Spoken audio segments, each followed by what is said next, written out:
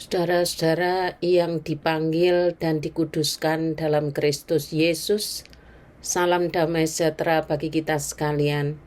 Saat teduh kita hari ini dari 2 Samuel 18 ayat 1 sampai 18 yang mengisahkan tentang Absalom, anak Raja Daud.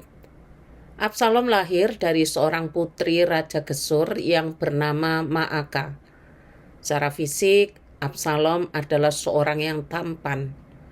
Alkitab menerangkan demikian, saudara. Di seluruh Israel, tidak ada yang begitu banyak dipuji kecantikannya seperti Absalom. Dari telapak kakinya sampai ujung kepalanya, tidak ada cacat padanya. Absalom mempunyai rambut panjang sangat indah yang menjadi kebanggaannya. Absalom mempunyai seorang adik perempuan yang sangat cantik yang bernama Tamar. Disinilah permulaan persoalan yang sangat rumit dalam keluarga Daud itu terjadi. Hal ini mengingatkan kita akan konsekuensi dosa yang pernah Daud perbuat, yang disampaikan melalui Nabi Natan demikian. Firman Tuhan Allah Israel, "Akulah yang mengurapi engkau menjadi raja atas Israel, dan akulah yang melepaskan engkau dari tangan Saul. Telah kuberikan isi rumah tuanmu kepadamu, dan istri-istri tuanmu ke dalam pangkuanmu. Aku telah memberikan kepadamu kaum Israel dan Yehuda. Dan seandainya itu belum cukup, tentu kutambah lagi ini dan itu kepadamu. Mengapa engkau menghina Tuhan dengan melakukan apa yang jahat di matanya? Uria orang Het itu kau biarkan ditewaskan dengan pedang, istrinya kau ambil menjadi istrimu, dan dia sendiri telah kau biarkan dibunuh oleh pedang Bani Amon.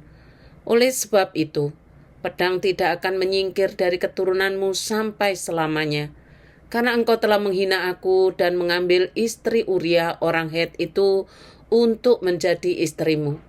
Beginilah firman Tuhan, bahwasanya malapetaka akan kutimpakan ke atasmu yang datang dari kaum keluargamu sendiri. Aku akan mengambil istri-istrimu di depan matamu dan memberikannya kepada orang lain.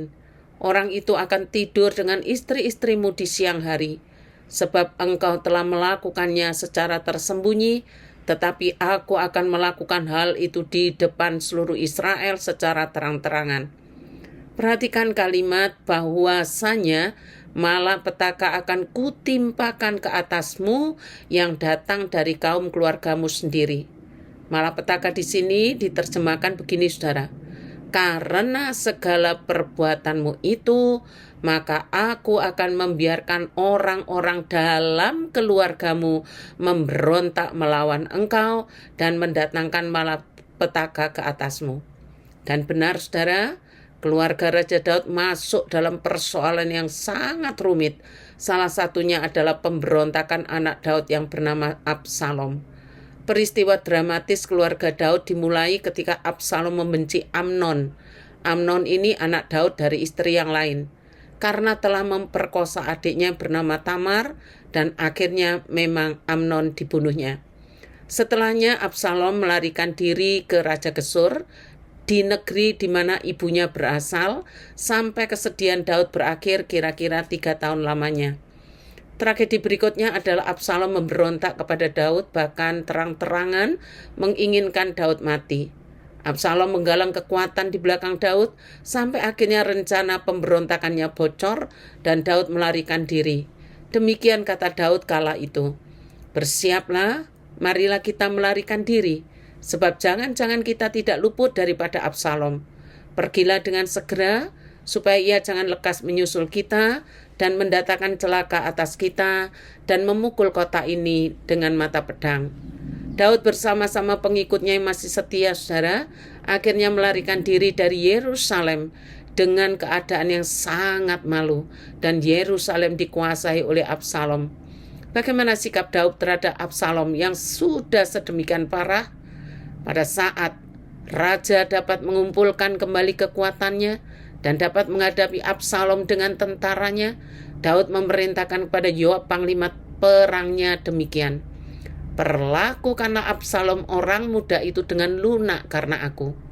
Daud sama sekali tidak berkurang kasihnya kepada Absalom yang memberontak dan menginginkan nyawanya.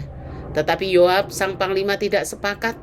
Pada saat rambut indah Absalom tersangkut pohon yang menyebabkan tergantung di sana, Yoab langsung melemparkan 3 lembingnya, dan matilah Absalom setelah para bujang Yoab memukul dan membunuh dia.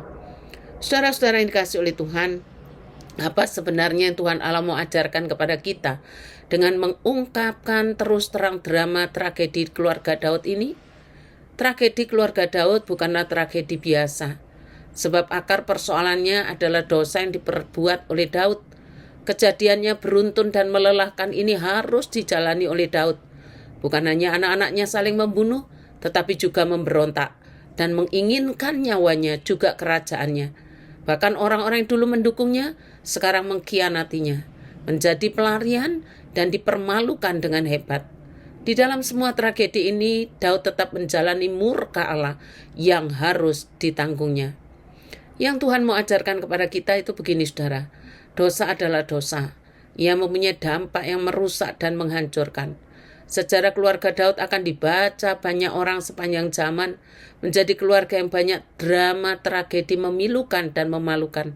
Jika sudah demikian, maka tidak ada jalan lain selain tetap menjalaninya walau berat sampai akhirnya kita tahu apa rencana Tuhan setelah semua tragedi itu berlalu.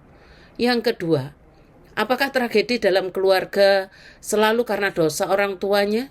Saya harus mengatakan dengan jelas jawabannya adalah tidak. Walau bentuk tragedi itu berbeda-beda atau kasuistik. Misalnya punya anak cacat, yaitu buta sejak lahir. Di sini bukan cacat karena perilaku error kedua orang tuanya ya. Waktu itu murid-murid masih memegang paham lama bahwa jika anak cacat maka disebabkan oleh orang tuanya yang berdosa. Murid-murid bertanya begini, "Rabi, siapakah yang berbuat dosa? Orang ini sendiri atau orang tuanya sehingga ia dilahirkan buta?" Tuhan Yesus menjawab, "Bukan dia dan bukan juga orang tuanya, tetapi karena pekerjaan-pekerjaan Allah harus dinyatakan di dalam dia." Tentu kita bisa bertanya lagi, tapi kan bentuk tragedinya beda.